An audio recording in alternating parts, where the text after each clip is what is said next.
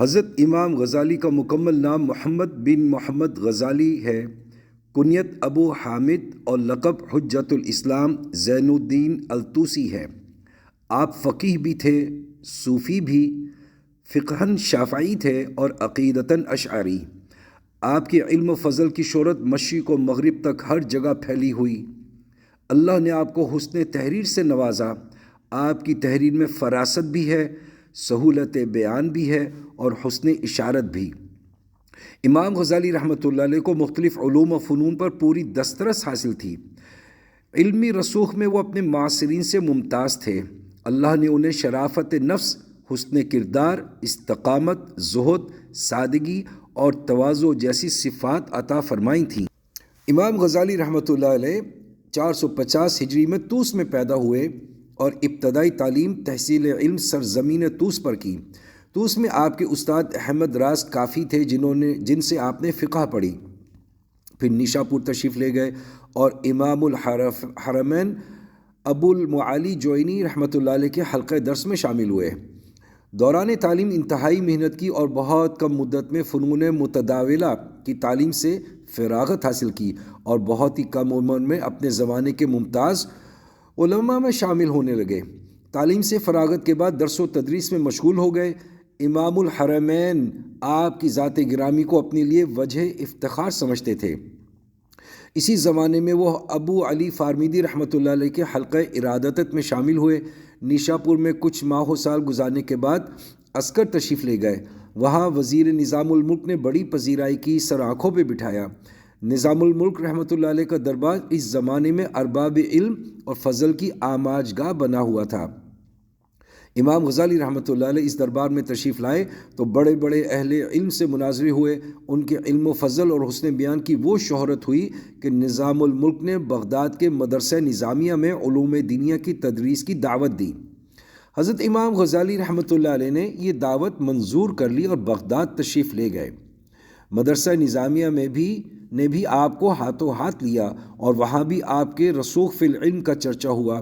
خراسان کی عمارت کے بعد عراق کی امارت بھی آپ کے حصے میں آئی۔ بغداد کے وزراء، امراء اور دارالخلافہ کے ذمہ دار سب کے سب آپ کی بے حد تعظیم کرتے تھے۔ لیکن ایک دن اچانک مکہ معظمہ کی رحالی، تمام تدریسی مصروفیات ترک کر دیں۔ حج سے فراغت کے بعد شام تشریف لے گئے۔ ایک عرصے تک دمشق کی جامع مسجد میں لوگوں کو اپنے علوم سے فیضیاب کرتے رہے۔ جب وہاں سے بھی دل بھر گیا تو بیت المقدس روانہ ہو گئے۔ وہاں کے مقامات مقدسہ کی زیارت کی، واپسی میں کچھ دن اسکندریہ رہے اور پھر اپنے وطن واپس آ گئے۔ طوس میں رہ کر آپ نے اپنا بیشتر وقت تصنیف و تالیف میں صرف کیا۔ اکثر کتابیں یہیں لکھیں، جن میں کیمیہ سعادت، جواہر القرآن، معیار العلم، میزان العمل، القسطاس المستقیم، معارج القدس اور منہاج العابدین وغیرہ کتابیں قابل ذکر ہیں۔ طوس میں آپ نے خانقاہ اور ایک مدرسہ بھی قائم کیا۔ خانقاہ میں دور دراز سے لوگ آتے اور اکتساب فیض کرتے۔ آپ نے اپنی نگرانی میں انہیں مختلف وظائف کی تعلیم بھی دی۔ حلقہ درس میں طلباء کا ہجوم رہتا۔ آپ زیادہ تر تفسیر، حدیث اور تصوف کی کتابیں پڑھاتے تھے۔ 14 جمادی الاخر بروز دوشنبہ سن 505 ہجری میں وفات پائی۔